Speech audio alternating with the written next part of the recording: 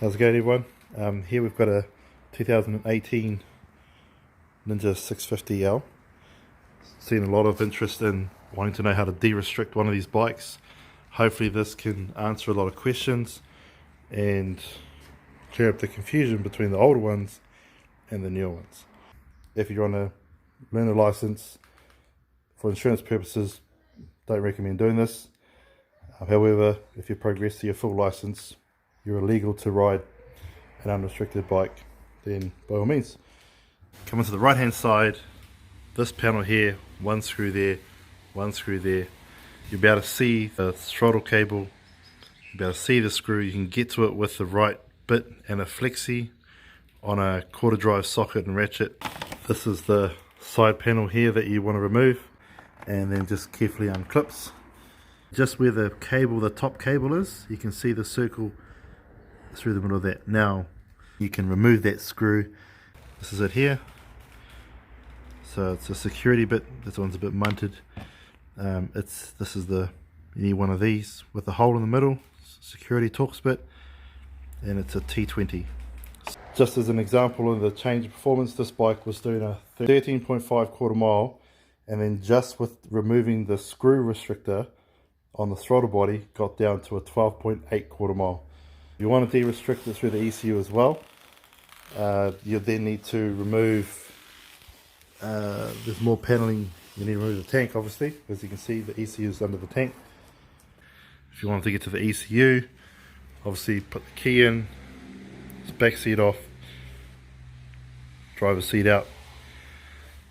1, 2, 3, 4. Loosen up all of those. This will just move away a little bit. Once you remove this one, there's 1, 2 screws there. There's a black one that goes here and one that goes here, and then that'll come away a little bit.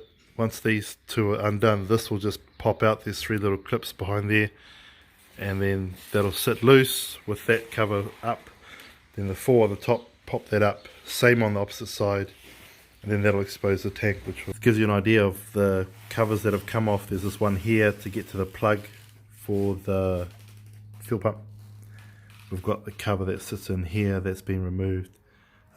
This has little pop connectors, or just plug connectors, so that'll just pop off, pop off, pop off. Obviously you've got these 2 here, you've got this one here as well. The tank, so you remove this bracket here first, just take that off, then you'll get to the 2 bolts there for the tank. 2 bolts up top for the tank underneath that cover. You've got, that's one of the breather lines, the other one's straight up under there, and you'll see when I cover the connector. You best to have someone like unbolt the tank, unbolt all the bolts off the tank, then lift this back part up. Get someone else to help you if you can, is the best way, or you might be able to prop it up carefully. And that'll give you enough room to just lift this cover up. Lift this cover up, and then you'll be able to work just in there with getting to the fuel line, that red connector, and do the plug here for the fuel pump. It's just a little tab there. Just pull that tab back and that plug will come out.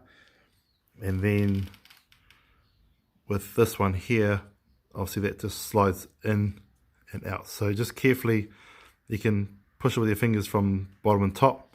That'll remove that clip off, and then just push in and then slide it carefully, wiggle it moving back, and that'll remove the fuel hose. And then you can, putting it back on, just push it in and then clip that on, and then always check it, move it back and forward to make sure it's on there properly. And don't forget those 2 little breather pipes. So these are the side panels that were still on the tank because they're screwed. They've got a screw on the side here, but they're okay just to relax like that. And obviously they sit on the side of the tank. So those 2 panels there you can leave on, and just let them relax, and they'll come off with the tank. But that's where the 2 holes for the top ones. Make sure that these ones here, just be careful when you're pulling the tank off, those will drop out and you could lose it down on the bike. Yeah, so make sure you keep a torch and a magnet handy if it happens. But look, if you're watching this, then you shouldn't let that happen because I've told you so. Just be careful to hold those, or make sure they don't fall out and lose it down the bike.